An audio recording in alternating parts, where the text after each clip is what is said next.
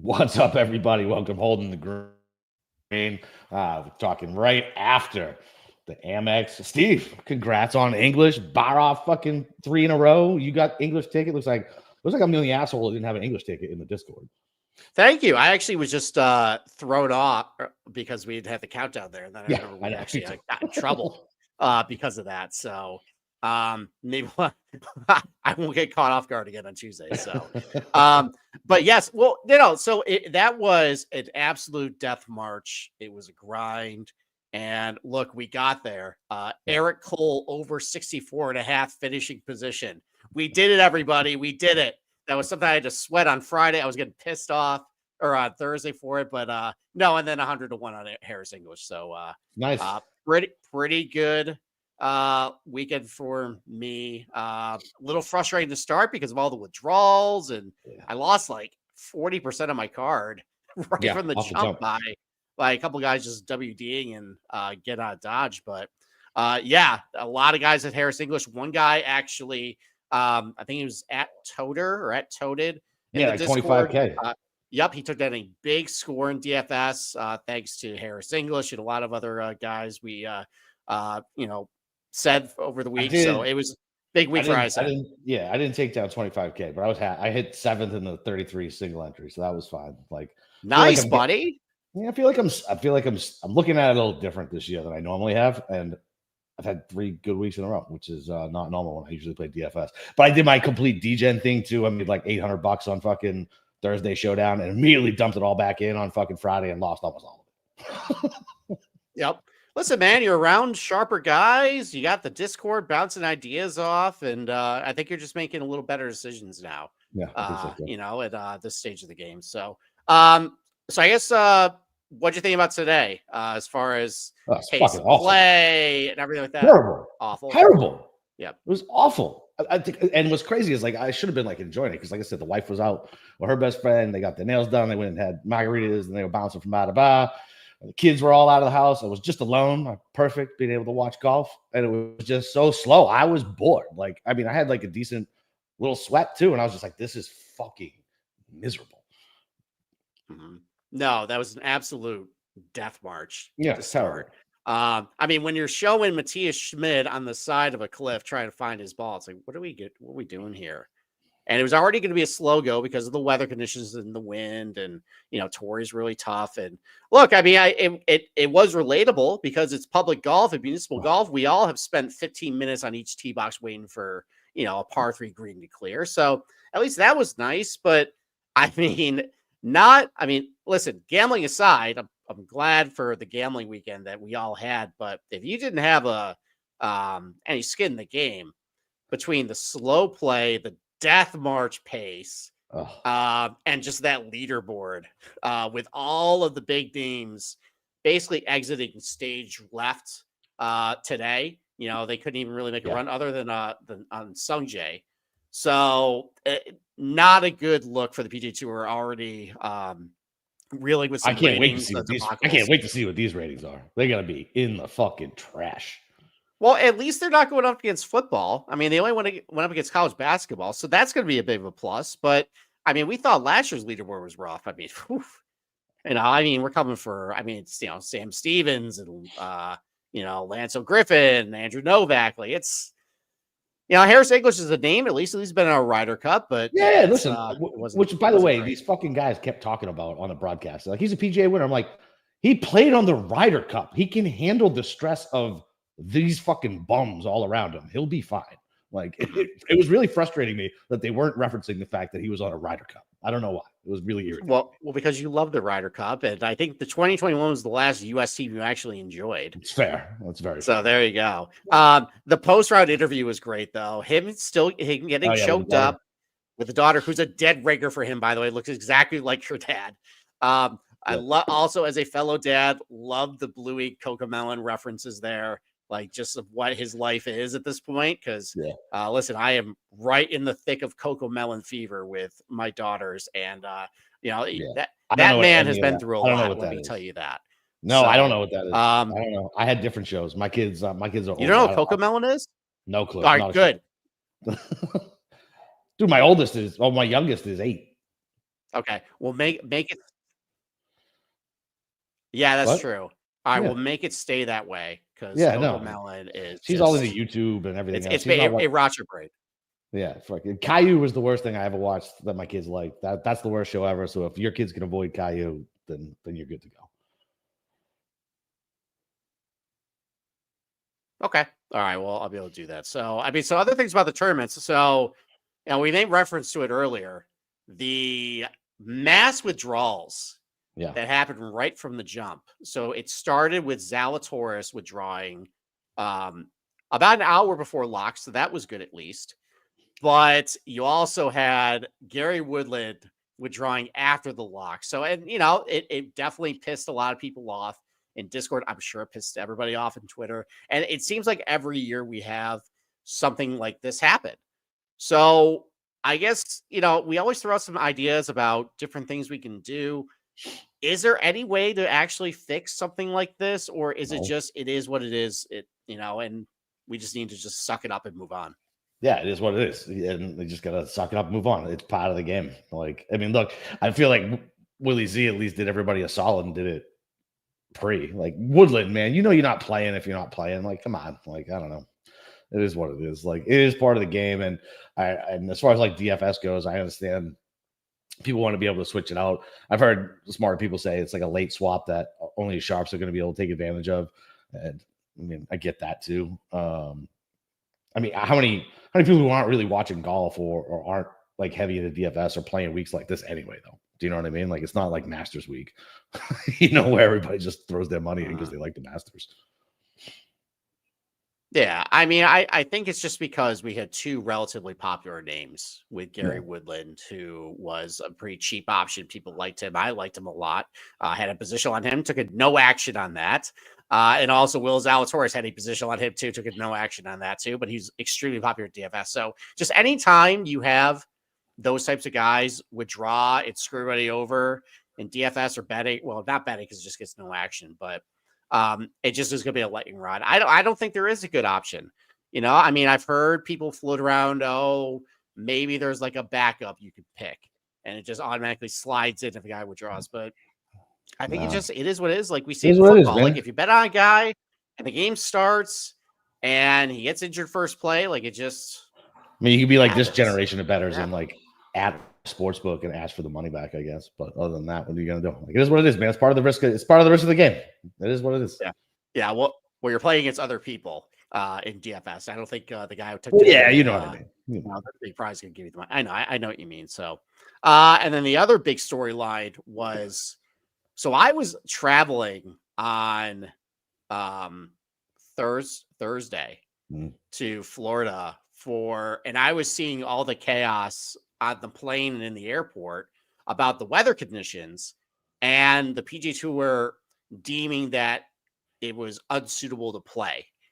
So they stopped play. Do you have any reactions to how they handle that? Do you think they handle it properly, or do they just them drop so like I texted you, I was down in Orlando for a work thing where I had no access to do anything. I think I texted you and Cam like, what is going on the course? What are all these scores? Like I had no concept of it. And then when I had to drive home, it was like raining and like 38 degrees. So I didn't check out anything till I got to the house. I'm sure they made a terrible decision just based on previous ways to go. I mean, unless it got as bad as that one week there where Keegan was standing there and the ball blew fucking 7 feet. Make him play. Who cares? No, I mean, that was, I think, the derecho wind. That was a 70-mile-per-hour wind where balls were moving all over the place. That clip, though, of Keegan putting from the front of the green and then the ball going between the bunkers. And this is what Keegan was struggling with the putter. I was like, that's just perfect. Yeah. But then they stopped playing with that too. Look, I'm just going to say this. And I will give the PGA Tour a bit of a bone here that at the beginning of the week, it did not look like there was going to be a lot of wind on Thursday. Right. So really all the wind was going to happen on Sunday. And then I guess that it was going back and forth. And then all of a sudden I woke up literally at 1 a.m. and I checked the forecast and I saw like 35 mile per hour gusts weather. And it's like, oh my God, like, all right, this is going to be a shit show today. So I will grant that it was a little unexpected. With that said, though, look, you knew the course was dry. You knew that there was at least, it's Torrey Pines, there's wind, and it's 35 mile per hour winds. Like this, I know it's by the coast. From a course setup standpoint, this is not something that they should have been caught with their pants down on. I mean, you have all these forecasts, you have agronomists, you have maintenance crews. They know how the golf course reacts and they know how the golf course is. They're constantly monitoring stuff. And to not be prepared for this type of situation just in case it was going to happen, like it's kind of embarrassing that it ended up going down that way. So it didn't ultimately matter because they ended up finishing the round. And it still was windy, so it didn't matter. But there's no competitive well, it bled into Saturday or Friday. Yeah, it bled into Friday, but they got most of everybody through anyways. So there wasn't a situation. I was worried a lot of my over round scores was going to get screwed. Yeah, it's like come out with calm weather. Yeah, because where I bet Tagala over, Graceman over, and where they were finishing up there, like the rest of the back nine was playing like +2, and they were just a little bit over. And I was like, well, I mean, it's going to get there. And I thought they were going to come on the calmer conditions the next day and get totally screwed on that. But no, it just they need to be better prepared for these situations. It's not completely helpless. Like it's Torrey Pines. Like I remember the 2016 tournament that Brandt Snedeker won and bled into Monday, and it was literally like 45, 50 mile per hour winds. They played through it. Yeah. And it just, you can prepare the golf course this way. I know the North played a lot unexpectedly tougher on Thursday. It might be because of wind direction. It might be because it was really dry and because bent grass surfaces. I think they referenced the wind direction because when I got home, they were talking about, they say like, at least the radio guys, because the wife took a nap on the way home. So I threw it on the radio and they said like the wind was coming from a direction that like guys who play this course all the time have never experienced. So I think it was just fucking everybody up because it's coming from a different direction. Yeah, it usually comes because I know like the reason why 12 plays so hard is because the wind comes off the ocean there, and this is coming from the opposite direction. So I don't know if it was because of how the holes are oriented on North Course. Maybe that tripped people up. No, it could be because it was so dry and because it's bent POA surfaces. Maybe the bent grass behaved a little differently in the wind than the POA did because it played a little slower. Maybe on the South Course, I don't know. But I made a note of it. I literally wrote it on my journal for next year. In case this happens, so we won't. What do you think it's going to do in 2 weeks? 3 weeks? Is it 3 weeks or 2 weeks from now? It's 2 weeks from. It's 3 weeks from now. So we have Pebble next week, elevated event. We have Phoenix, which is not elevated. No Scotty and Xander right now, but it's still a really good field, so it's going to be totally fine. And then we're going right back to Torrey. I think we're just going to play the South Course, right? Just the South Course. Yeah. What are they going to do to beef it up? I mean, fuck, it was really tough anyway. Well, I know when they did the Muirfield Village back-to-back, they basically had not a lot of rough and slowed down the greens. I mean, there's really no way to toughen it up. There's really not a lot you can do to differentiate this one other than maybe cut the rough, but I don't see why they would do that. I would hate if they did that. I don't know. It's just going to be... It's good. We're gonna get what we want. At least we're gonna see the best players at least play Torrey Pines again. And even from what you say about the golf course, it is entertaining. I just wish that they didn't make a lazy decision to just default to this. I know. I get it. You're a multi-billion-dollar organization. You can pull some strings. Go they somewhere don't act like new. it. They don't go act somewhere like it. new. I mean, this is just it's just I know that they have the infrastructure there and they want to care about gate revenue, and I get all that, but give us something new. I don't care if it's a -27 tournament. I just want to see a new golf course. Maybe it looks cool on TV. This is all the money's going to go to charity anyways, for this stuff. So I don't know. It just them just defaulting to Torrey Pines. I wasn't surprised. It's kind of, I'm just numb to them just going to the status quo. It is what it is. So, but it'll be entertaining regardless. I'll probably be fine during the tournament. I don't know, but like I don't know what I'm going to talk about before the tournament in 3 weeks because literally we just did it. Yeah, I don't know. Maybe we'll do like maybe we'll do a power hour or something like that. Yeah, I was gonna say we'll do something. We'll do something wacky. We'll go morning zoo style. Oh, okay. Big radio bits. Perfect. Yeah. Yeah. That'll get a bunch of viewers. Nobody under the age of fucking 40 or 35 knows what the fuck I'm even talking about with Morning Zoo. No, definitely not. The Morning Zoo sports radio stuff. I think it's basically our generation. And I mean, now we live in a podcast world now. So, and it's so funny. So I still listen to Boston Sports Radio because I'm an old. And the way they talk about podcasts still cracks me up. And it's so funny. And I get so the Boston guys are still paid really well. They're still the number one sports station. They're still the number one station in the state. You know what I mean? Like they outdo everybody. But the way they talk about it still cracks me up. Like old man yelling at Sky shit. I know. Well, congrats to everybody who had either Harris English or took down a big DFS score. I know my dad, he was in some, I think, Run Your Pool golf pool where he had to pick 5 golfers, and he was the only one in the contest that got all 5 of 5 through. And he picked Harris English and Lanto, and he had Aberg. He didn't do as well, but he had 5 of 5, so it didn't matter. Yep. So he won some money today. Congrats to my dad. Nice little win there. And we're on to Pebble Beach now. Yep. So why don't we get right to it?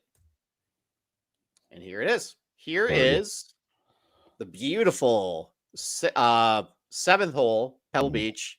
One of those photographed holes in all of golf. You got the nice little waves there. Before we get into the nitty gritty, obviously this is, probably revered as one of the best golf courses in America, destination golf course. What's your appetite to go play this place? Do you have one, or is it more like, I don't know, like I've no? And look, I think I would, but I've just heard I'm paying $750 to go play a fucking 6-hour round. No, thank you. I'll pass. Yeah, that's what I'm hearing. It's like, it's like what you experienced probably TPC Sawgrass, where it's extremely overpriced. Yeah. So once again, I've played TPC 4 times, Sawgrass 4 times. I've never paid for it, so that doesn't matter. And it's when I played last time I played, it was probably 5 years ago, right? Maybe 5 years ago. It was never stacked up ever. Like it was never stacked up. Yeah, I mean, but here though, it's interminable. Now listen, you're by the coast. It's usually nice weather. At least you have an ocean to look at instead of Pine Straw or another man-made lake or something at a TPC. It'd be nice. It's a nice course, Steve. It's a nice I know it's a nice course. It's one of the best courses on the PGA Tour in all of America. I get that. So, but it is like I drove by headquarters. The other day. I had to do something. My company uses some random bank down in Ponte Vedra, which is fucking forever. Like it's just a pain in the dick. And I rode by and I was like, "Fuck you, Mom." Yeah. Well, look, it's iconic. Obviously, you have great major championships there. You've had the Pebble Beach Pro-Am every single year. The Bing Crosby Clam Bake is actually what they used to call this thing. Bing Crosby, baby. Yeah, this is the crooner. Yeah, even though they do, although now that it's elevated, and I think I want to say they kick the celebrities in Pro-Am. I think they kick them off after Friday now. I don't remember. Oh, is it only 2 days now? I think they might have changed it because of the elevated status, because they don't do the 3-course rotation anymore, which we'll get to. But in the days when it was like 2022, that was a kind of a bleak year. Awful. Where not a very exciting tournament, not a great field, but it's just a lot of Ray Romano. It's a lot of Larry the Cable Guy. So Ray I could at least deal with because he's actually funny and loves golf. But the Cable Guy shtick, like, made me want to rip my fucking eyeballs out. What about the Bill Murray shtick? Were you into that? All right, so I'm gonna give him a pass because he's Bill Murray. That's it. I'm just gonna give him a pass because he's Bill Murray, and he brought great joy to my childhood with Stripes and Ghostbusters, and and I've met him. He's right around the corner.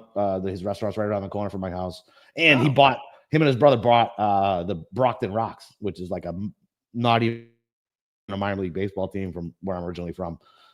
And it helped the city out a little bit. So yeah, I got nothing bad to say about Bill Murray. So it seems like your Q rating, guys, depends on their restaurants. I mean, every time, we just mentioned Bill Murray. You just mentioned, he's got a great restaurant. Every time Graham McDowell gets brought on the show, you mentioned Nona Blue there. So it's a great restaurant. He's great fried meatball on Fridays. Yeah, plus our short, stocky guy like you two, from Northern Ireland. So plays good for you there. So But I mean, yeah. But yeah, I mean, it's nice having it elevated now. It's nice that it's only two courses. So why don't we get right to it here? So here's the course notes. So a lot of it's from GCSAA. So the course architects Jack Neville and Douglas Grant built this in 1919. But what you see kind of right now is kind of like a Frankenstein's monster of different guys just over the years putting their hands into place. So, starting back in around like 1925, William Herbert Fowler redesigned the 18th hole to go along the coastline there. I'll show that hole a little bit. I think it's a really good closing hole for this golf course. Alistair McKenzie, obviously of Augusta National fame, rebuilt the 8th and 13th greens here. Jack Nicklaus redesigned the 5th hole. If you look at the overhead for it, if you look at how it plays, basically it's just a long iron that demands a high fade. It is a prototypical Jack Nicklaus hole. It definitely looks like his. But Arnold Palmer actually did a lot of work to this place before the 2000 U.S. Open to get it ready. Kind of like how Reese Jones went into Torrey Pines and Bethpage Black to get it ready for those U.S. Opens. Well, Arnold Palmer was actually tasked to do that here to make it ready for what ended up being Tiger Woods demolishing the field by like 15 strokes, one of the most dominating performances ever. Like everybody wants to point to what happened when he did the Masters in 1997. No, what he did at Pebble was truly like remarkable. It was, I think he was 13 under for the winning score, and then I think second place was +2. Yeah, that sounds right. It was completely nuts. So, the length of the golf course just a shade under 7,000 yards, 6,972 yards, one of the shortest lengths of the PGA Tour. Par 72.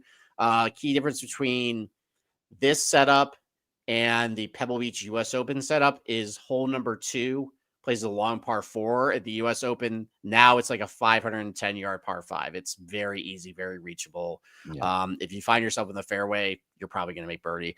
Average green size, 3,500 square feet, one of the smallest in the PGA Tour. That will come into play. We talk about the difficulty of approach shots at this place. The green speeds, though, 10.5 of the centimeter, extremely slow.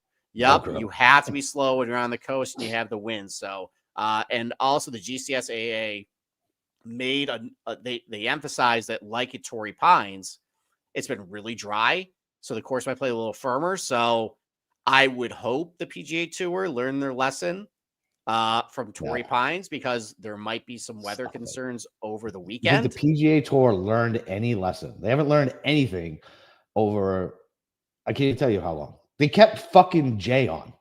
Unbelievable. We don't need to do it. That's fine. We don't need listen, I made a comment earlier when I saw Potgeider make a complete mess of the third hole and just all the shucking and shtick that we were having in Discord. I'm like, you know what? Don't fire Jay. I'm having a great time right now. Like, this is distracting from me sweating Harris English and dreading the next like 3 hours of my life here, which actually turned out to be 1 hour because I went to happy hour and then came back for the 14th hole. Can I get credit for not texting you once while you were at happy hour or anything at all about Harris English this entire Sunday? So I had my phone in my pocket because when I was down here, my sister lives down here, and it's been a while since her and I just went out to dinner or happy hour, just two of us. So we did that for like the first time in forever. But I felt in my phone. I'm like, that better not be you, like saying like, "Oh, English dead." Like things like that. I'm like, I don't want to pull up my phone and do it. It was just my my mom and dad just texting cute photos of my nephews. So that was a nice little thing. And I opened my phone and saw he was only up by 1, and Stan Stevens was making sure. Oh yeah. I also had to try and pretend things were okay at home because they were watching The Little Mermaid when I got home, and I was basically living to my phone watching TV. And listen, my nephew, I love you. You wanted to play hide and seek. I did not want. Not right now. No, no. He'll know in like 15 years, but I did not want to play hide and seek at that point.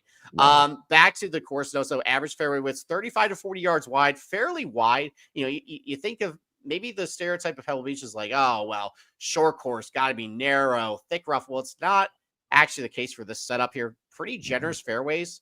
And actually, the rough is only about 2 to 3 inches ryegrass POA.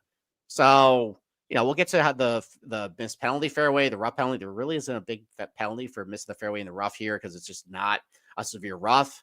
But the greens, though, we're back to Poana greens like we saw last week. The greens are one of the toughest to putt on in Torrey Pines. You saw guys struggle with the POA all week. Like, even if they had, like, my dad actually, Harris English had a 3-footer. He's like, oh, this is fine. I'm like, no, this is one of the toughest greens to putt on. POA is no guarantee. Do not say anything. Don't be a mush right now, Dad, please. So, but POA and greens, 2 or 3 inch ryegrass rough. So obviously, look, we all watch Pebble Beach. We watch every year. We see the pictures. I mean, this is one of the most famous stretches in all golf. I would say probably one of the most. I think I asked this question to you a couple of years ago. Is this the most famous 3-hole stretch in golf? The 6th, 7th, and 8th at Pebble Beach. I mean, I would probably say yes. I would say Amen Corner. Okay, Amen Corner. That's another good one too. Actually, it's probably actually the correct answer. But this, all right, fine. The second most famous 3-hole stretch in golf. Yes. Yeah. Okay. But I mean, look, you got the iconic 6-hole plays into the peninsula here. You got the uphill blind tee shot on the par 5. You got the cliffs over on the right there too, and then the 7th, obviously short downhill. Par 3. No, not the 2nd, 3rd, and 4th. Thank you, Dave, for derailing my thoughts right now. I caught that out of the corner of my eye. I couldn't help laughing either. No, you know what? We'll have to dissect that when we get to the CJ Cup Byron Nelson. Hey man, PPC Lee looked all right, man. Yeah, he did actually today. So I don't know. He's coming up on Scottsdale. That's a TPC course. So. But anyways, back to the seventh hole. You're like when the wind isn't pumping, this is just a wedge down the hill here. But when you got the wind in your face, guys are pretty terrified of this hole because there's no real estate long. If you just go long, it's out of bounds. Those bunkers are pretty difficult to play out of. We'll talk about the difficulty of playing out of bunkers here at Pebble Beach. And then the 8th hole. This is most famously where Jordan Spieth almost killed himself. He hit the ball right up to the edge and hit a shot. A pretty good shot, all things considered. Yeah. He didn't fall to his death and die. That's, win. Maybe that would have got PGA Tour ratings, though. Yeah, strokes gain heartbeats, that's why pretty well on that shot. That's why most people watch NASCAR. Is crash. It? Yeah, actually, that's probably all true. Yeah. Now that the NASCAR drivers have Hans devices, they're going to be totally fine. They're not going to die in that car unless it catches on fire. Then they might. No, I was a kid when I think the Daytona 500 came on after something. Yeah, Dale Earnhardt. Well, that was before they had the big Hans device, and that's now why they have is because their best fucking driver died. Like their meal ticket. Yeah. They're like, we can't have this anymore. I just remember we didn't even think anything of it because we were not really paying attention to it. It came on after. When is the Daytona? What month is that in? It's in February. It's around Valentine's Day. Yeah, so it probably came over after some football game or I don't know. God knows. We were watching. Yeah. But we were watching something and NASCAR came on and nobody really gave a shit. We saw an accident, didn't think anything about it. The next day, there's no Twitter or anything like that. Saw in the newspaper fucking Dale Earnhardt died. I was like, did I watch that?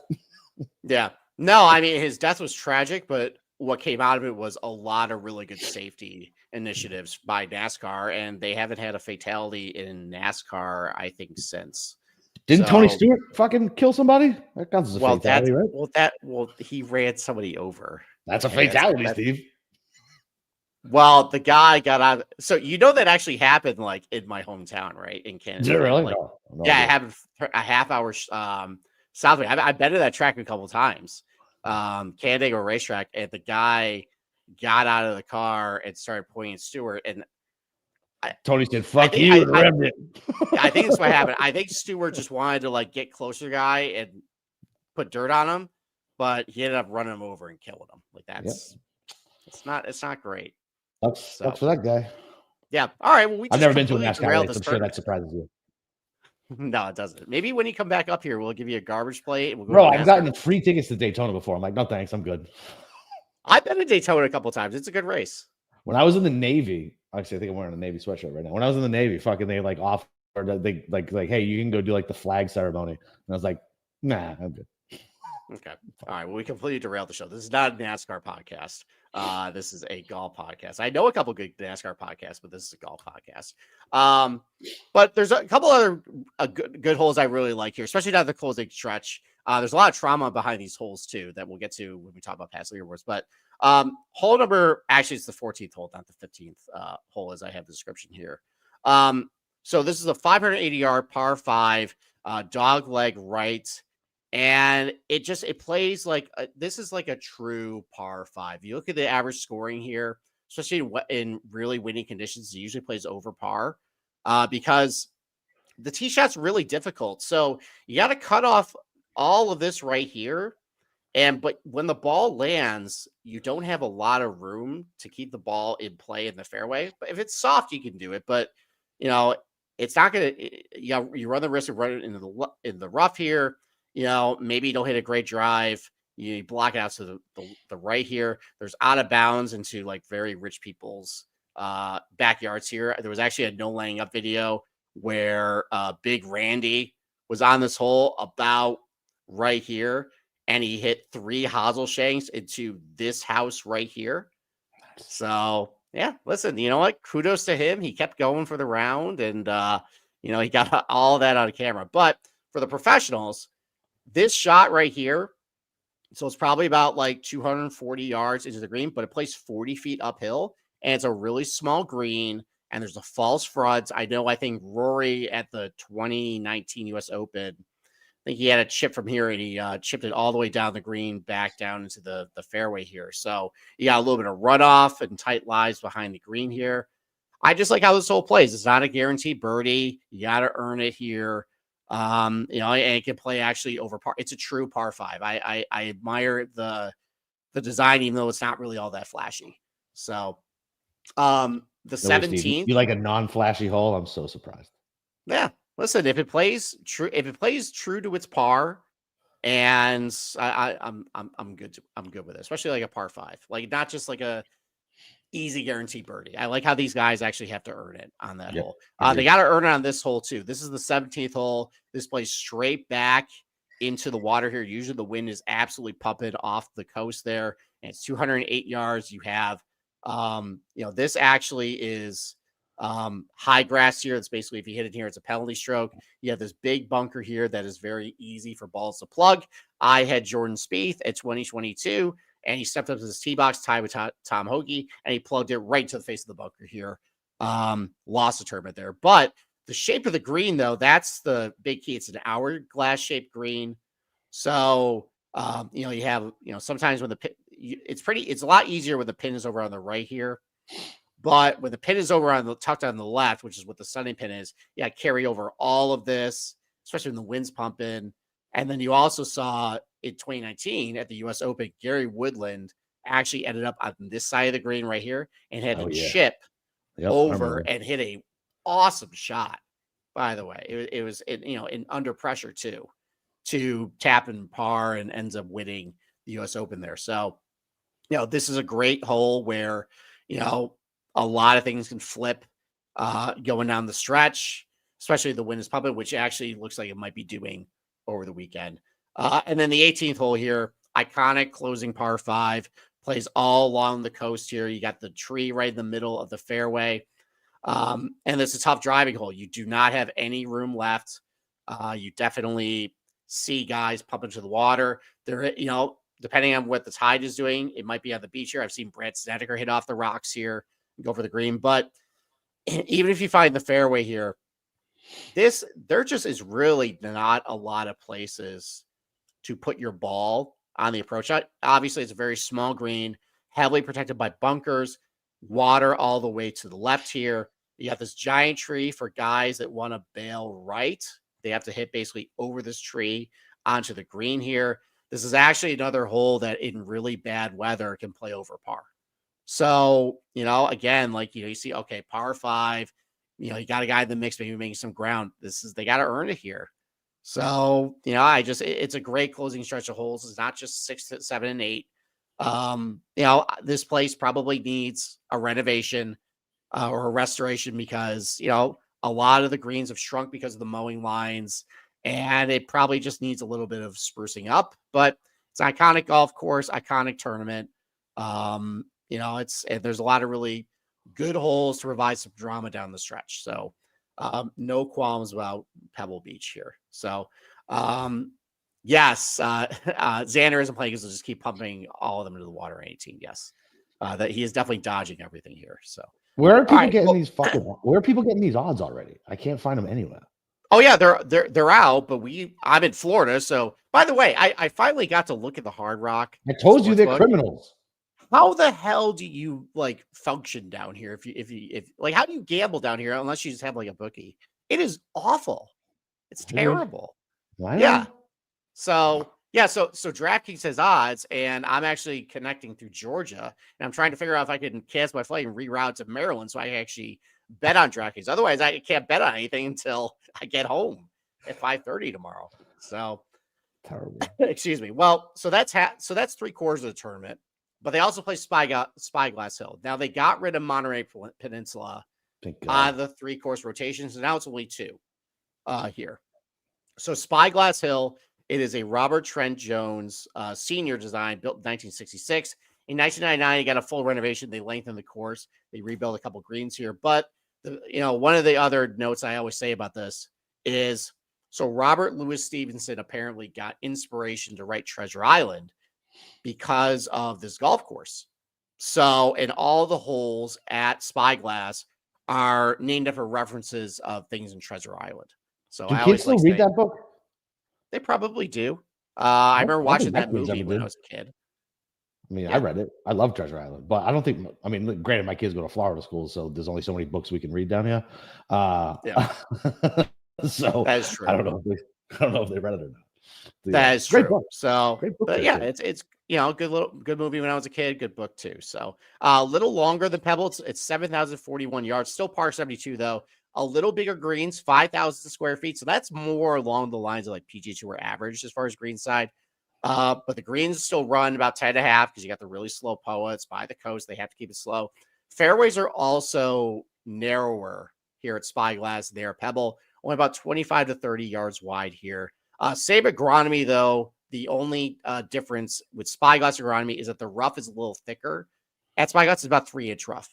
So a little slightly more penal rough here at Spyglass than you have at Pebble. So I would say, though, it's a tale of two nines at Spyglass. So the opening, like 5 or 6 holes, are an absolute banger. It's the star of the show at Spyglass. So you start out with a sweeping dog leg par 5 around the trees here. And after you hit your tee shot and come to your approach shot here, then you actually see the ocean and the beach. And that's the star of the show. That's really why people come here, is they want to play along the Pacific Ocean at the end of the day. And then it continues all the way down the coastline here. You have a short little par 3, plays down to the beach. You have the third green here, plays about 30 feet downhill, back along the sand dunes. I'll show you this green, the next slide here. It's a really skinny, narrow green. I think it's like 50 yards wide, but only like 10 yards, or 50 yards deep, but only like 5 yards or 10 yards wide. So, this is one of the signature holes at Spyglass. You have another short par 3 that plays down the coast here, and then you end up back going uphill away from the beach. Coming on the 6th hole here. So here's a couple of pictures. I mean, very pretty. This is the view on number 1 here. Coming around the approach, you see the ocean here. The 3rd hole, very pretty par 3 here with the sand dunes and everything, the ocean. This is the green. The 4th hole green. You see how long it is, but very narrow, framed by the sand dunes here. Very pretty opening stretch of holes of Spyglass. But the problem, though, is after you get past the 6 holes, you just go inland and you basically play. I mean, it's still a very pretty piece of property, but you're going through the forest. And, it's, like I just mentioned, a lot of people come to this area because they want to play along the Pacific Ocean, and you don't really get that here. There's still some, there a couple of these par 3s, they play downhill. It's still a pretty area, but it's not the true experience that you get here. So one of the things I also mentioned too is, so at Pebble Beach, a lot of these holes, and we'll get to the driving distances, a lot of it is forced layups based on where the fairways bottleneck or run out. A lot of it can be less a driver's hole. Here, though, a lot of these holes are pretty much dead straight away.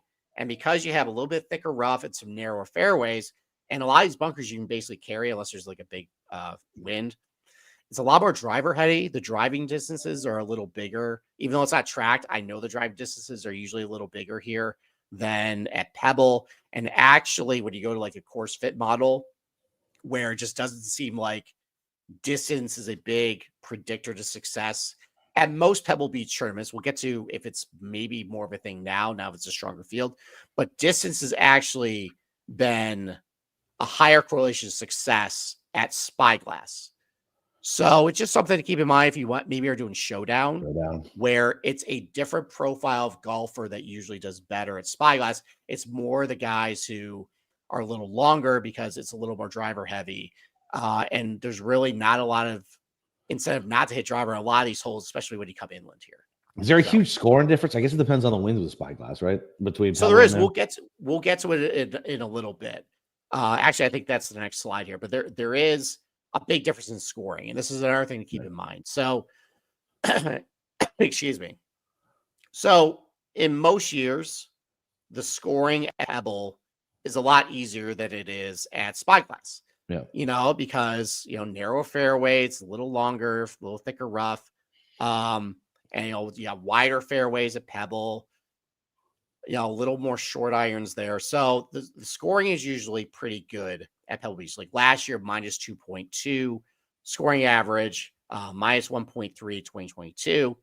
And it usually is a lot easier that the scoring average is the Spyglass here. The thing is, though, if you're doing showdown, and it really is only going to matter Thursday and Friday, is that if there is no wind and really benign conditions, you want to play guys on Pebble. It's just they're going to score better. But if the wind is up and it's worse weather, you want to avoid Pebble and play guys over at Spyglass because, like I just showed you on the slide here, it's a lot more protected. No. So like as long as they get through the first 5 holes, it's still tough sledding. It's still going to play over par, but you can see plus 1.5, +2 scores on Pebble, and then maybe only plays plus 0.75 plus a stroke. So that's something to keep in mind for showdown. Look at the weather reports. If it's worse weather, you actually want to go to Spyglass. The thing is, though, historically, and this is something I think we got to think about with our handicapping this week, in weaker fields, the scoring average is usually over par at Spyglass. Last year, though, in 2 rounds, it was minus 1.4. Now, they had pretty easy weather conditions, but you can kind of see that with a stronger field and also a field of guys that usually drive it a little better, usually have a little bit of length, because the best players on the PGA Tour usually are the guys who are the longest. And now you're getting an influx of better players playing Spyglass that maybe are a little longer off the tee, a little stronger. Now, all of a sudden, you see these guys just rip it apart. Yeah. So it's something to keep in mind. And same thing here at Pebble. The scoring average is usually about, at best, good scoring, 1.5, 1.75 under par. They got the minus 2 under par. You saw Wyndham Clark shoot a 61? 60? He made every fucking putt from everywhere. Yeah, but they can get really hot. It's a lot of short irons. If it's a little soft, there's no wind. And with these really wide fairways with really high driving accuracy rates and in good weather, really high green regulation rates. Yeah. And they're very small greens. So you're not having a lot of long putts. Yeah. These guys can really kind of rip it apart here. So, but you see in other years, like in 2020, plays over par. So that was a really tough weather year. That was when I think that it might have ended Monday because of the weather. But I remember it was really cold. It was rainy. It was definitely tough. It was actually one of the tougher tournaments, and it was the COVID year, but it was one of the tougher tournaments that year. Mm-hmm. Most other years, though, it's usually middle of the pack or easy as far as scoring. So surprised Colin didn't win this tournament. He screwed up, I think, Spyglass last year. No, I was talking about the COVID year. Surprised he didn't win it. I don't think he played it. So let's talk about strokes gained by difficulty by category. Even though this is kind of confusing, and we'll get to the driving stats in the next slide, it's relatively high driving accuracy rates. There's usually a low missed fairway penalty, not really a big rough penalty. It's one of the harder driving holes, at least by strokes gained. on the PGA Tour. Usually, like in 2023, it was the 6th hardest of all years. It was or 8th hardest in 2020. And I guess it might be because there is a little bit of a higher penalty rate off the tee. So obviously you can hit into the ocean. There also are some awkward tee shots, like I showed you 15. Yeah. Kind of an awkward tee shot. You have some tee shots also where the fairway kind of bottlenecks a little bit. Maybe that's why, but the other stats will kind of suggest it's fairly easy based on, higher driving accuracy rates, low penalty, missed fairway penalty. So it's kind of vexing. So, sometimes I don't know why they come up with some of these stats. I just see what I see. I report it to you guys. I know why it's harder approach shots though. And even though it's shorter irons for the most part at Pebble, it's because of small greens, small targets. Yeah. So, and some of these greens are by the coastline too, where, you can incur a penalty if you hit it in the beach or anything. Also, the greenside bunkers are pretty difficult too. Didn't Spieth have another crazy shot here when he missed right and he was fucking on like the side of the hill? I was like, I don't know. I might have blacked out at that point as he blew that tournament. No, I don't think it was the same year. I think he hit a fucking crazy shot when he missed right. I'll have to see if I can pull it up. And he was like completely awkward standing down like halfway on the beach and fuck it. It was just an amazing shot. I'm pretty sure. Maybe. The greens are also very heavily bunkered too, well protected. So that increases the approach shot difficulty overall. Around the green, though, historically, really easy around the green. It was one of the 4 easiest conditions around the green. Last year, benign conditions, 2021, same thing. In 2020, though, and that's something to maybe keep in mind if we get really bad weather over the weekend, played tougher around the green. And, you get a higher green and regulation miss rate there, but in really easy conditions, it makes sense. You have 2 to 3 inch ryegrass rough. If you're going to miss it, Pebble Beach is probably not very far from the putting surface. Because they're small greens, you're probably not all that far from the pin. So there's less real estate you got to travel to get the ball to try to get up and down. That's usually why it plays pretty easy here. And we'll get to it in a little bit. It also doesn't really impact how you do in tournament either. There's a very low correlation in terms of your performance around the green and how you actually do. So, and I think it's because of that combination. But in worse weather, though, it does become kind of tougher. So I think that's something to keep in mind if we get some worse weather. And then putting, though, same thing as last week at Torrey, because you're on the Poana, you got some wind coming off the coastline. It's really difficult to hit putts here. Like a 4-footer is not guaranteed on this stuff. So, just you're gonna have to as Lanto Griffin showed me time after time after time after time today. Hey, listen, my gummy play came through. He was my gummy play in the stat picks too. Yeah. So I know. I was on him because of you, and that's good. I was very frustrated. Yeah. What did he catch? Did he catch top 20 for you? Yeah. Very good. I need him to come through for more money on DFS is what I needed. Oh, okay. Well, let's see. Listen, the dude finished 10th. All right. I hear you. I understand. I think I was like 2 points out of between 400 and like $1,000. All right. Well, let's get the off the tee stuff. As I just mentioned, not a very high miss penalty rate. Usually it's like average to like below average miss penalty as far as your difference between your score on a hole if you miss the fairway and not. Rough penalty basically non-existent here. One of the lowest rates on the PGA Tour, only about like a 0.2, 0.17 stroke difference as far as your score on the hole if you miss a fairway miss a fairway in the rough versus not. There is a relatively higher penalty rate though, for missed fairways, as far as it's about 1 in like 25 or so tee shots can incur a penalty. That's one of the higher rates in the PGA Tour. So I think that's probably why you see on the strokes gained 1 in 25. That's crazy. Yeah, it's what's 4% there. Yeah, that's what I mean. 4.5%, 5%. Yeah, I mean, well, I think a lot of it is on 18. Guys missing the water there all the time. So that probably is a big reason why there's a lot of penalties. You see guys dumping the ocean on 9, I think, and 10. That plays along the coastline there. Yeah. You can technically hit it out of bounds on a couple of the shorter par fours in the back nine too. So, there is opportunity like to incur penalty if you spray it offline. Now, a lot of these guys, if you look at the driving distances right here, it's one of the lowest in the PGA Tour, only averaging about 272, 275 off tee. A lot, and it's because of Pebble Beach. Yeah, they're hitting 3-wood, driving iron, all that stuff because there's a lot of forced layups at Pebble Beach. Now, you did see a spike in driving distance last year, like 3 yards, which is significant. It's because of the stronger field. Yeah, it's because stronger field, better guys are playing. They can get that 3-wood out there a little farther. They get that driving iron out there a little farther.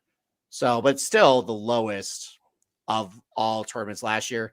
And because these guys are using mostly less than driver off the tee, and it's relatively wide fairways, pretty high driving accuracy rates, 68%, 70%. Even in bad weather, guys are still hitting a lot of fairways here.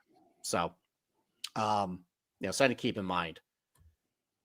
Pros play statistics. If it's a really bad 7%, year, my God. Yeah, I mean that was well. That's why they only played 3 rounds last year, and they were absolutely ripping this place up. Fuck.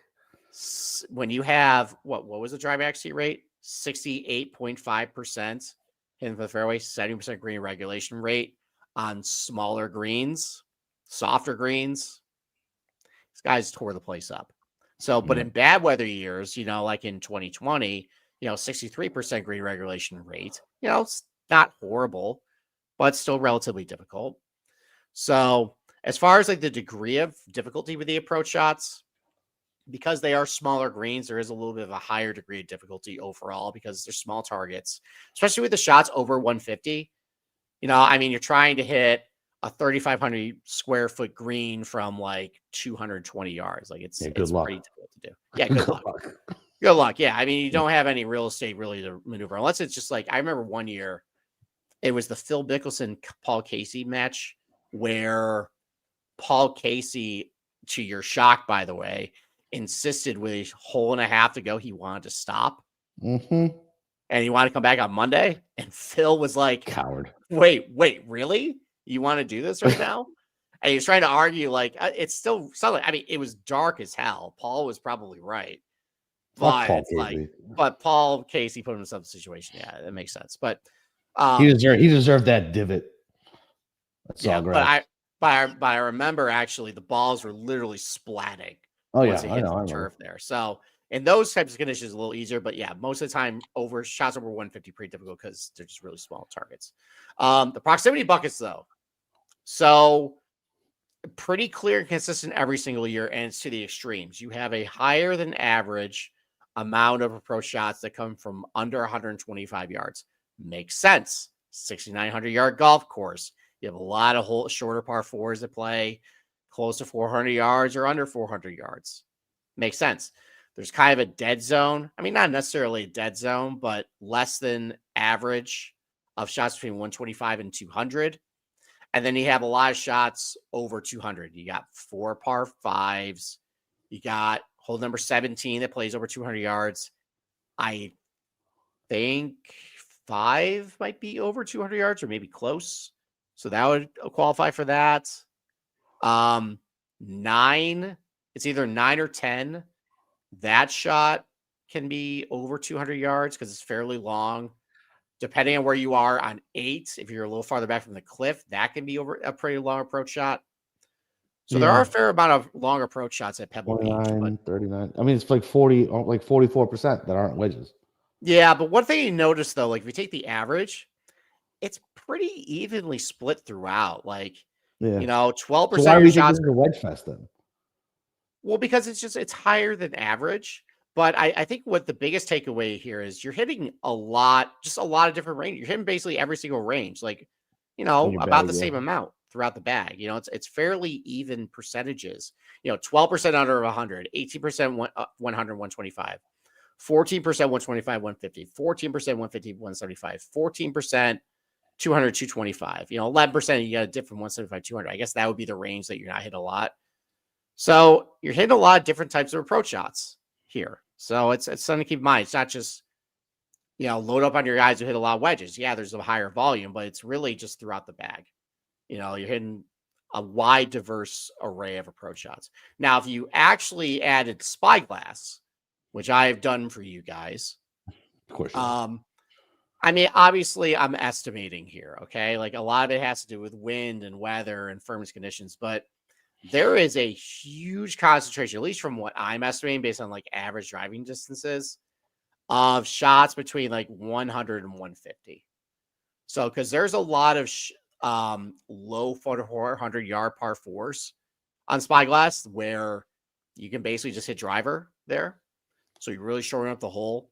So when you do a composite average, there is about 46% of your shots come from under 150. You have about 28% coming from over 200, and then only about like 24% of your shots between 150 and 200. So I think this is where you get the reputation, because when you throw in Spyglass, that this becomes like a wedge fest where almost half your shots are under 150. So, but at Pebble, it's pretty spread out. At Spyglass, it's pretty well contained to like 100, 150. I mean, that's yeah. Okay. And again, it's just an estimate, but there might be some bleeding over into 150, 175, not giving credit for, but most of it is pretty short. So this is where your proximity buckets are really going to be. So around the green, we talked about it earlier, where it's ridiculously easy usually around the green. It doesn't usually have a big impact on how the tournament goes. As far as like getting up and down from the fairway, it was the easiest last year. It was the third easiest in 2023. It was the second easiest in 2021. It was the fifth easiest in 2020. So getting up and down from short grass at Pebble Beach, fairly easy. Right. Same thing with the rough. There's just not a big task to get up and down from a missed green from the rough here, because it's only about 2 inches. You're not very far from the putting surface, stuff like that. So the bunkers are pretty difficult to get up and down from. So why is that? Well, I was thinking about it. One is, I know that, it might be because of, I see a lot of plug lies at Pebble Beach. So that might have something to do with it. Also, because there's a lot of bunkers around a lot of these greens. And because it's so small, you don't have a lot of room to operate, especially if you're short-sighted. So like getting up out of it, like you're basically dead.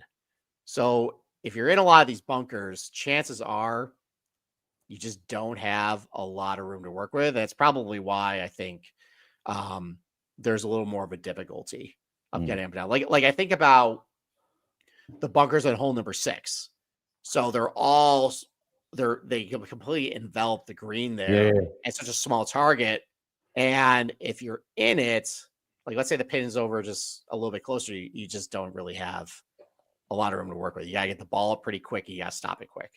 So I think that's probably why it's difficult to get up and down out of a bunker at Pebble Beach. Okay. So, and then putting, obviously we talked about a lot about this last week.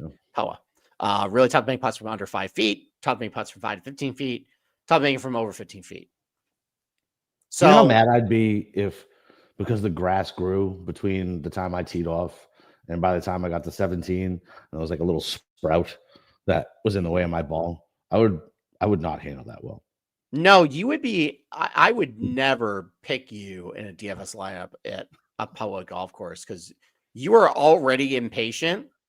Like I see the text messages you fire at me if guys are like even par through 3 holes at a birdie fest. You're like, oh, it's dead. I'm like, all right. Like you do not have the patience for POA at all. Although I will say, this new Discord makes me feel like I'm not the weirdo that you made me out to be. You made me feel bad about myself.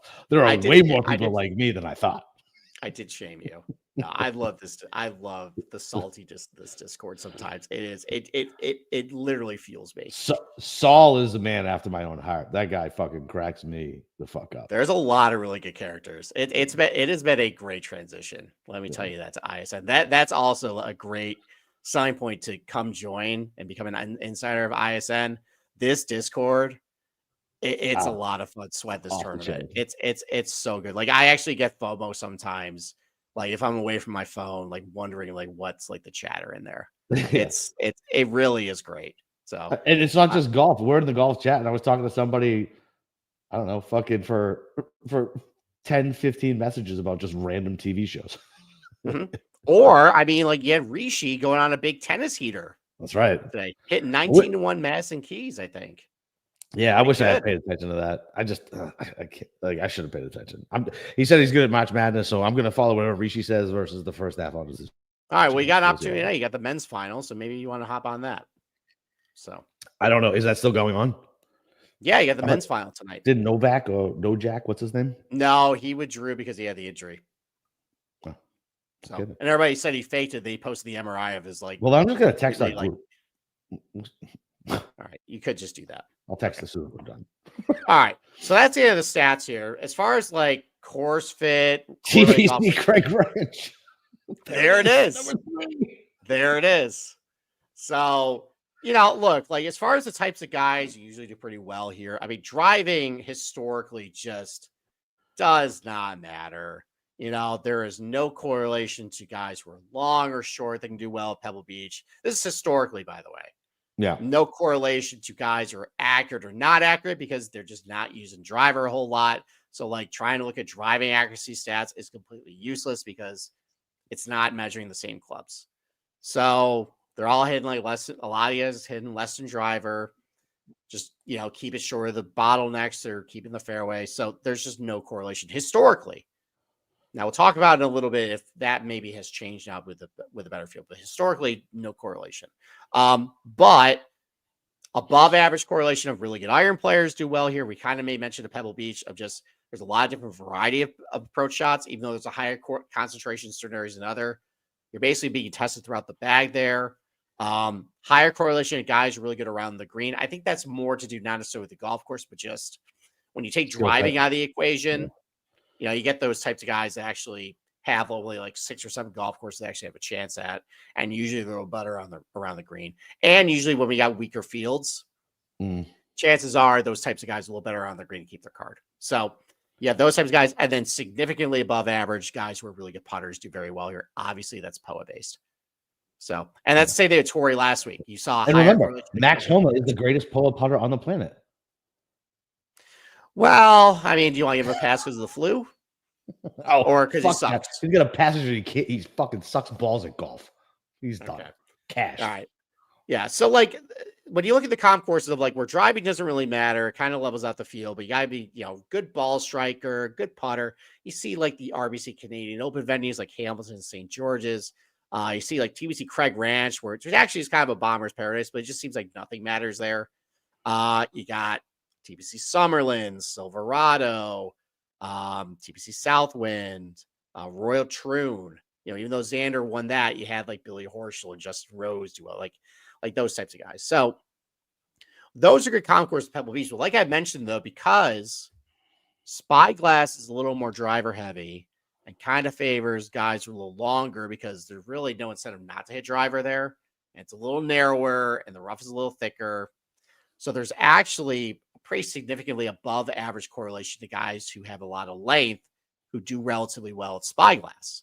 And then the other categories is about the same as Pebble, about average as far as approach shot ability, above average around the green, and significantly above average in putting. And then when you actually look at the comp courses here, this is where you see like Torrey Pines or Vidanta Vallarta, Cades Valley, Corrales, Grand Reserve, like the Puerto Rico Open, those big island golf courses on the coast.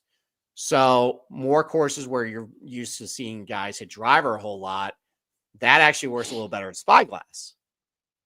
So, yeah, that's something to keep in mind with Showdown is actually more favors those types, not your Pebble Beach types. I mean, I would just avoid that Spyglass as a whole unless the wind's bad. That's true.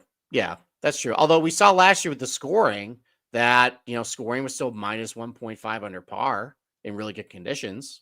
Like you see better guys take it apart. Yeah, that's true. Yeah. Interesting. So take a look at that. Yeah. Or like if it's worse conditions there, then you have to go over the Spyglass. Target guys are a little longer. So, all right, let's go through another tournament I realize has a lot of trauma for me. Last 3 years, very unhappy at the end of the tournament. So this tournament, Wait, 2022. Did you? Oh, you had Ludwig last year. Yeah, we'll get to 2024. I want to say that for last because it kind of changed the dynamic, like what you see here. Yeah. So, anyways, 2022. Actually, on my paying rankings, by the way, I think it's like number 6 or 7. So I actually was on vacation. You did a show with BK. You handled all the content, but I put down some bets. Yeah. So, guys, I bet Andrew Putnam played pretty well. Didn't cause me any pain though. I had Seamus Power at 50-1, who had the 36-hole lead. Yeah, and I must have was been on Seamus too. Yeah, and he's up 5. Yeah. And he was This playing. is why I hate him on coastal courses. And he played Monterey Peninsula. Yes, this is rotation, exactly quote unquote. And then he fired like a 73, and he lost the lead. This is why. This is why. This tournament right here. Yeah, but thankfully though, I also bet Jordan Spieth at 25-1. So I'm fine. He's up 3 with 5 to go, and then all of a sudden, Tom fucking Hoagie, who never wins, by the way, according to you, just started draining everything in sight, hit all the birdies, and Jordan Spieth blows the 3-shot lead with 5 to go because he plugs it up bunker on 17, can't get up and down, can't birdie 18. Getting burnt once in a tournament hurts. Getting burnt twice yeah. by 2 different guys, not good. That's how it ends up my paying rankings. But as far as like the types of guys here, like a very very low correlation of guys who hit it far and didn't hit it far in tournament. You can see that in the distances right here. Like Tom Hoagie hit it 270, Jordan Spieth averaged like 283. Cantlay did pretty well in that tournament, but a lot of shorter hitters, so just a low correlation there. Same thing. There's a little bit higher correlation to the guys hit fairways that year. So approach play was a little bit of a mixed bag. Around the green, though, that's the one thing that's like key the last 3 years is that like around the green play, like just doesn't matter.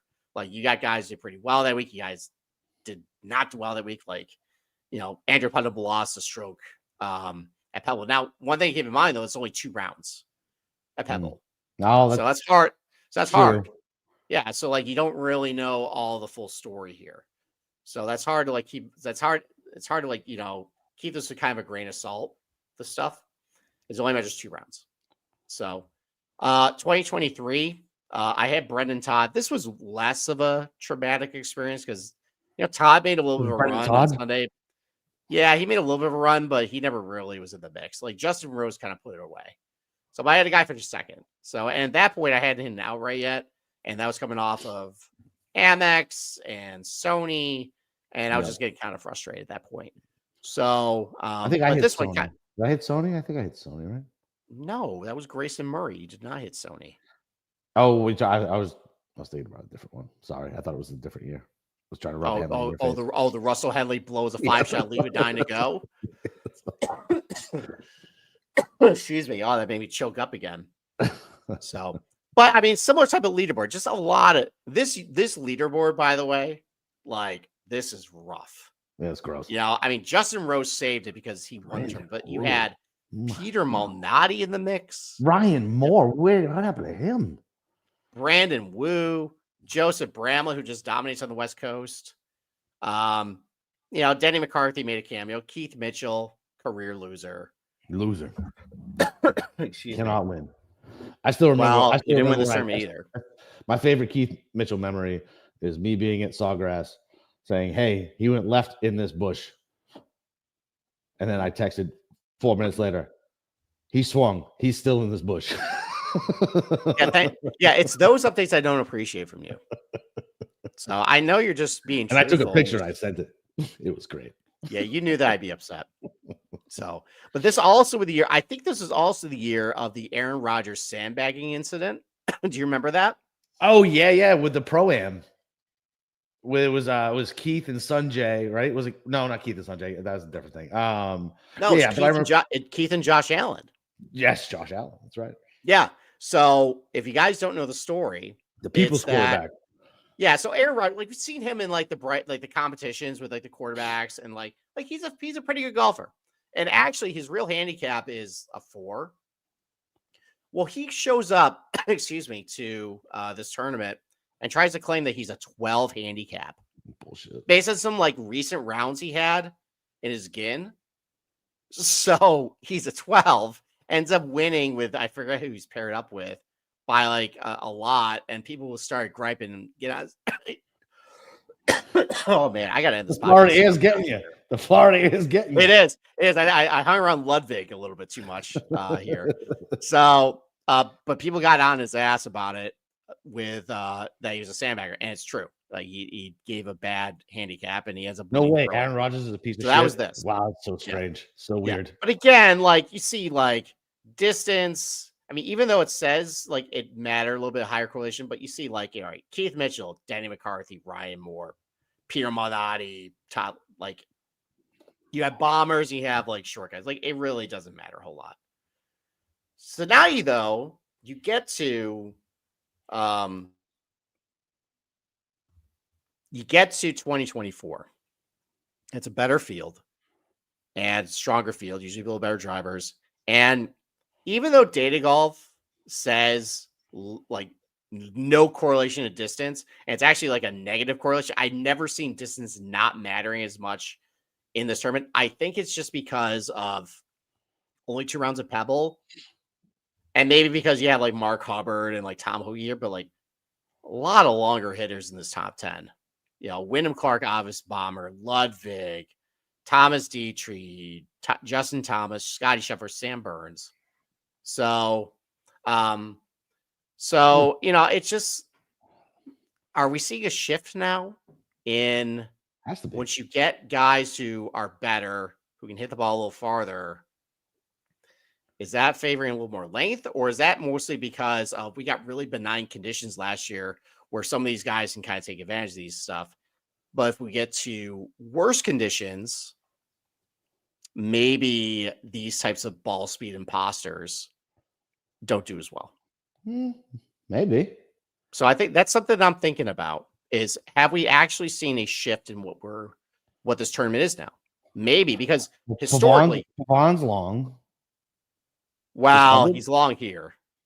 He's long everywhere.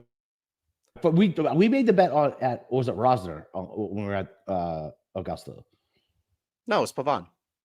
Yeah, so he's long.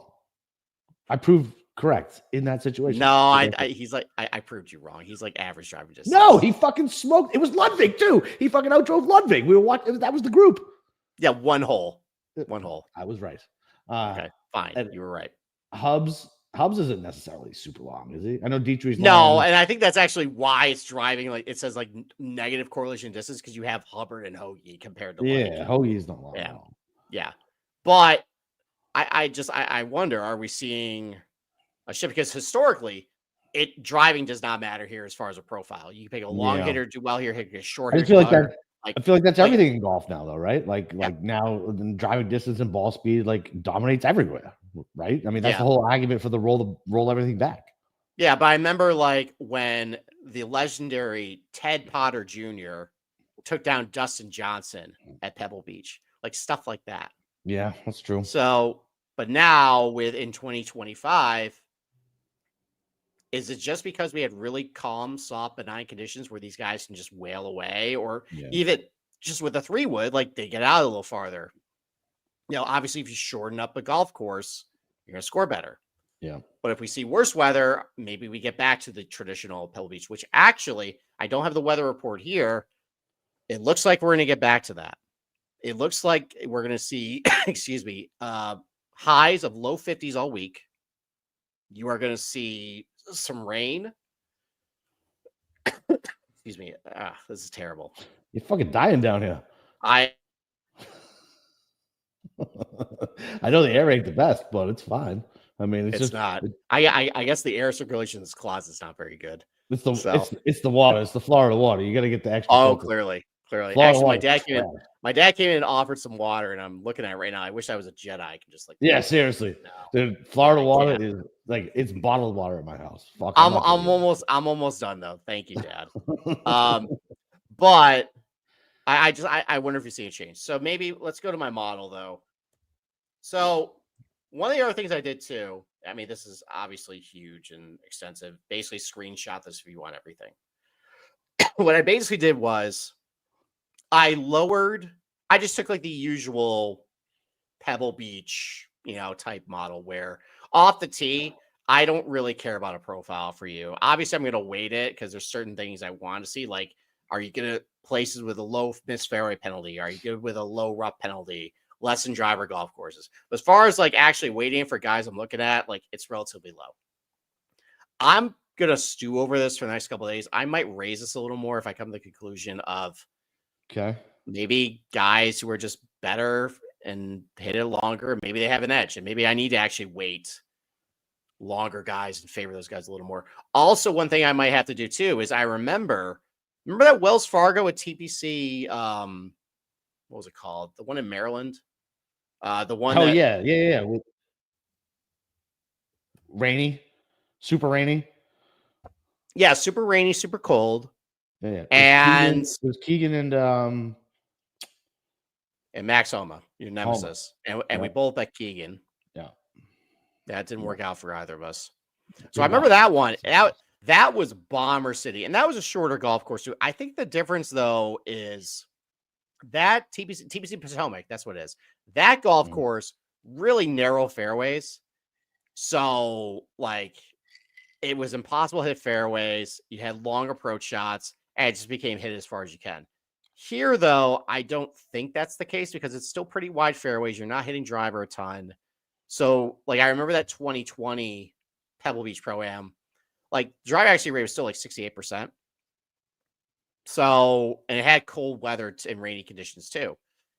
So maybe we go back to that type of leader where maybe it's off tee's not going to matter. I don't know. I'm still mulling over, but I'm still heavily weighting iron play because you got to hit all through the bag. I'm actually taking all the proximity ranges available on the rabbit hole and just weighting it based on historically what they're hitting. Okay. So you're going to hit a lot of these shots. Like I know there's a higher volume of shots from under 100 yards.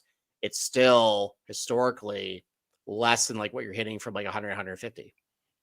So there's that.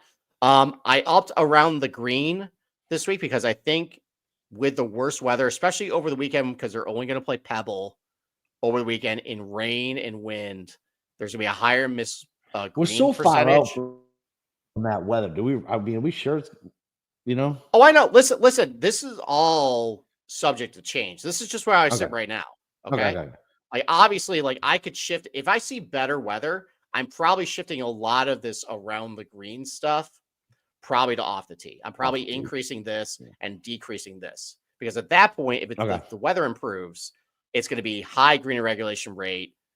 So off and historically around the green just does not matter in those conditions. In 2020, when we got worse weather and really hard conditions, that was actually one of the few years I saw it actually mattered more in tournament. So that's why I'm actually on this little train here. So I'm very ready to pivot off that. Okay. But for right now, I'm waiting it a little more. We'll see how it goes. Putting, though, kind of similar to last week at Torrey, I'm weighting putting fairly significantly in basically all the categories I did last week. Difficult conditions, low gain from under 15 feet, high gain from over 15 feet, POA performance, 3-putt avoidance. Like it's got last year it didn't in benign conditions, but in like traditionally at Pebble Beach, like the 3-putt percentage is like 4%. Okay. Like it's way higher than average. So that's something to look at. So here's the top 20. Top 10, no surprise. If you're going to do a model that's longer range, count. We're not betting anybody coming off. I know. Well, look, if you're doing a long range model that like has a lot of like historical strokes gained and everything like that, like you should the top your top 10 should be the best players.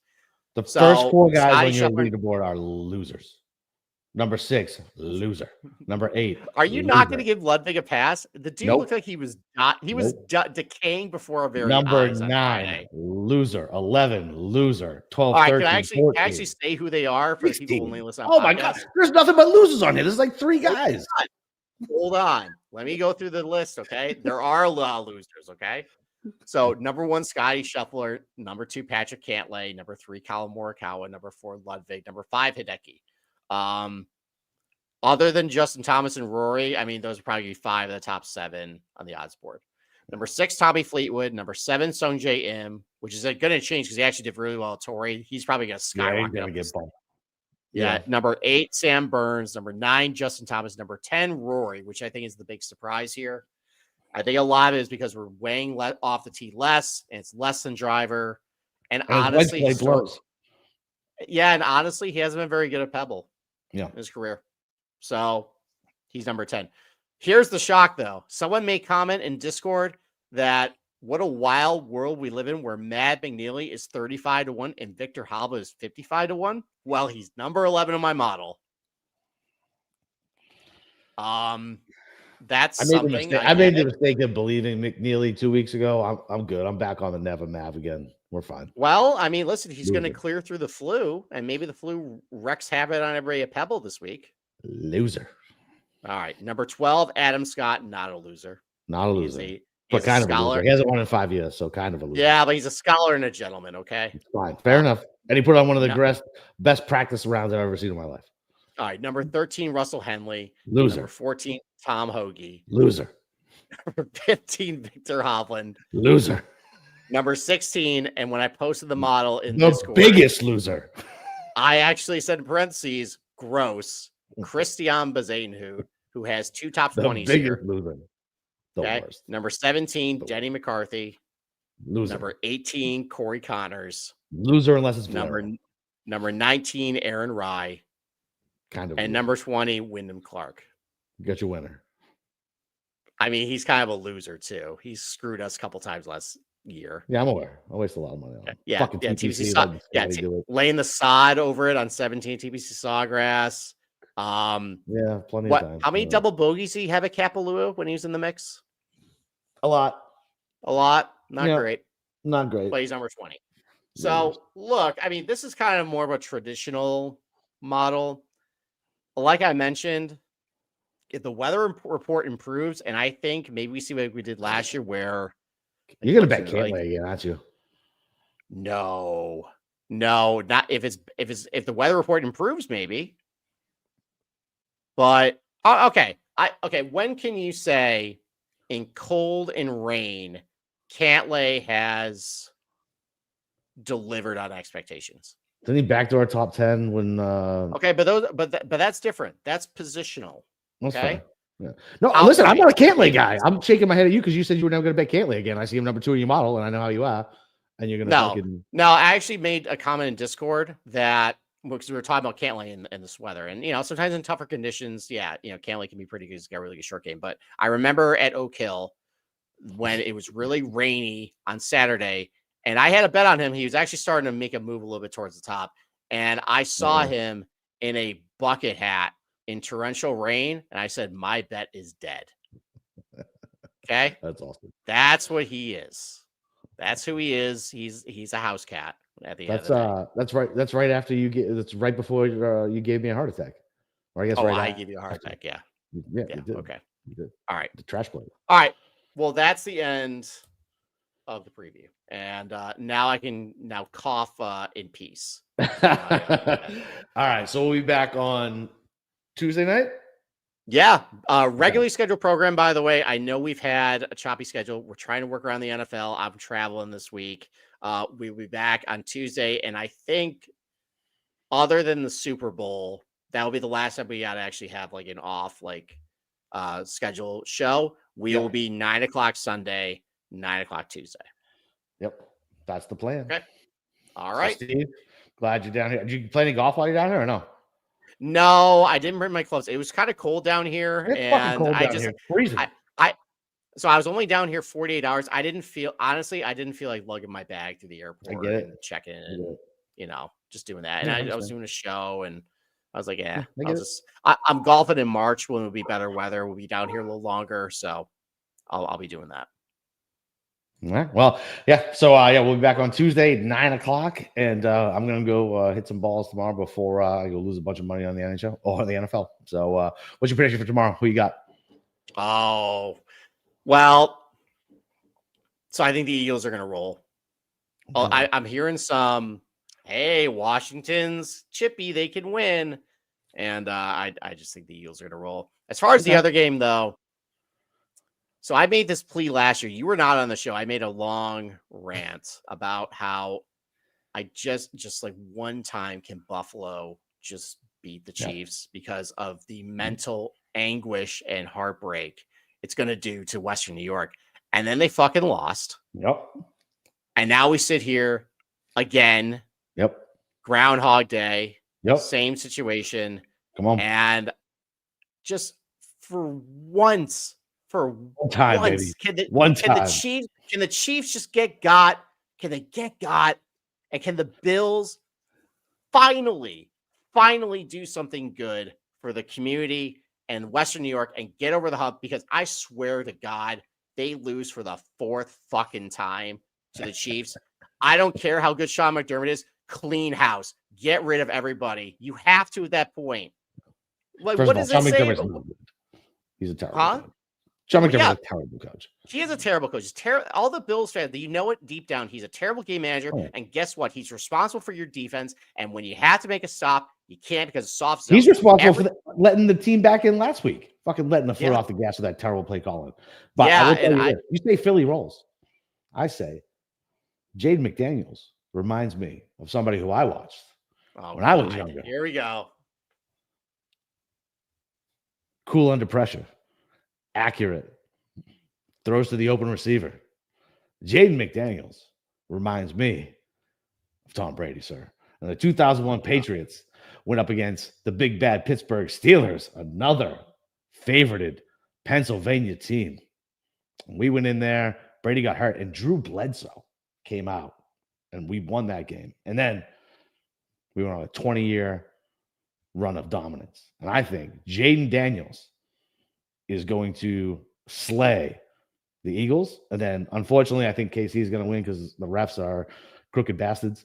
But I think Daniels will end up taking down Mahomes, and it'll be the Commanders over the Kansas City Chiefs for the Super Bowl. Okay, so based on you referencing that 2001 Steelers-Patriots game where Bledsoe had to come in, so are you saying that McDaniels is going to get hurt early and then Marcus Mariota is going to lead the big win? Yes. Wow. All right, you're on record with that. That's a take. You know what, Cam? We're always looking for what we need to clip. Clip that. There we go. Listen, right. I just hope anybody but fucking Mahomes and the refs win. How's that? Unlikable assholes. Like, come on, Bills. Let's go. One time, you fucking losers. One time. Let's go. I know. Let's go. All right. Let's end the show, buddy. We'll see everybody on Tuesday. Go Buffalo. Go Bills. Go Bills. Go Bills. Go. Go.